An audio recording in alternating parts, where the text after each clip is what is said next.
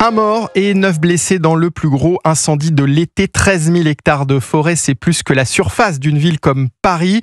Et pour ce qui est du très important dispositif, 1800 pompiers sont toujours mobilisés, appuyés par des moyens aériens. 4 Canadair, 2 Dash et un hélicoptère bombardier d'eau poursuivent leur rotation. Margot Bongrand, vous êtes à Saint-Laurent de la Cabrérice, une commune de 800 habitants qui a été évacuée hier et dont les habitants ont pu regagner leur logement ce matin.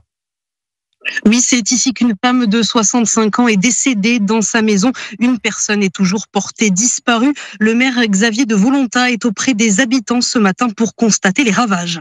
C'était très impressionnant de voir ces flammes qui repartaient en permanence. C'est une catastrophe apocalyptique, quand on voit tous ces paysages. Il y a à peu près au moins 2000 hectares sur le village qui est noir, tout cramé, où il n'y a plus de flore, il n'y a plus de faune. Cette propagation rapide a fait d'énormes dégâts.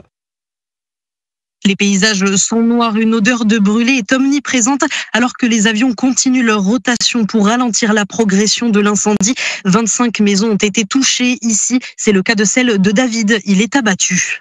On n'a rien sauvé, on a été obligé de laisser tout derrière nous, tout autour de la maison, c'est dévasté et la maison c'est un peu le cas aussi. Concrètement, j'ai les vitres de la maison qui ont éclaté, j'ai 6 véhicules qui ont brûlé, un peu de tristesse, un peu de dégoût. On avait un jardin magnifique et là, en l'espace de 4-5 minutes, tout ce qu'on a mis 20 ans à mettre en place, on l'a perdu.